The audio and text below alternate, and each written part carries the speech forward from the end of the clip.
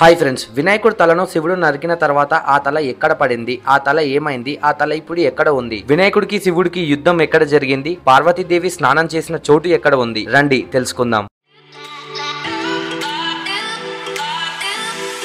మన వినాయకుడికి ఏనుగు తల ఎలా వచ్చిందో మనందరికీ తెలుసు, చాలా చోట్ల వినే ఉంటాం. అయితే తండ్రి కొడుకులు యుద్ధం చేసిన చోటు, పార్వతీదేవి స్నానం చేసిన చోటు, శివుడు స్వయంగా నడిచిన నేల ఎక్కడ ఉందంటే ఉత్తరాఖండ్ లో పాతాల్ భువనేశ్వర్ అనే ఒక గుహ, పితోర్గఢ్ జిల్లాలోని గంగోల్ హట్ కు 14 కిలోమీటర్ల దూరంలో ఈ గుహ ఉంది. ఇక్కడే శివుడు తన కొడుకు గణేశుడి తలను నరికాడు. ఈ గుహ మొత్తం లైమ్ స్టోన్ తో ఉంటుంది. ఇక్కడికి ట్రావెలర్స్ చాలా మంది వస్తూ ఉంటారు. గుహ లోపలికి కొద్ది దూరమే అనుమతి ఉంటుంది. ఆ తర్వాత మానవులు ఎవ్వరూ వెళ్ళలేరు. ఎందుకంటే ఆ గుహ పాతాల లోకానికి మరియు కైలాసానికి దారి అని చెప్తారు. లోపల భయంకరమైన పాములు, ఇతర భయంకరమైన జీవులు ఉంటాయి. పార్వతీదేవి స్నానం చేసిన చోటు ఇదే. ఇక్కడే పార్వతీదేవి పసుపుతో వినాయకుడిని తయారు చేసి ప్రాణం పోసింది. ఈ గుహ బయటనే గణేశుడు కాపలాగా ఉన్నాడు. అక్కడే శివుడికి గణేశుడికి భయంకరమైన యుద్ధం జరిగింది. కైలాసం తర్వాత శివుడికి ఇష్టమైన ప్రదేశం ఇదే. శివుడు పార్వతి ఈ పాతాల గుహలో ఎక్కువగా ఏకాంతంగా గడిపేవారు. ఈ గుహ లోపలికి దేవాది దేవతలు కూడా వెళ్ళలేరట, కేవలం శివుణ్ణి స్మరిస్తే తప్ప. అయితే శివుడు తన కొడుకు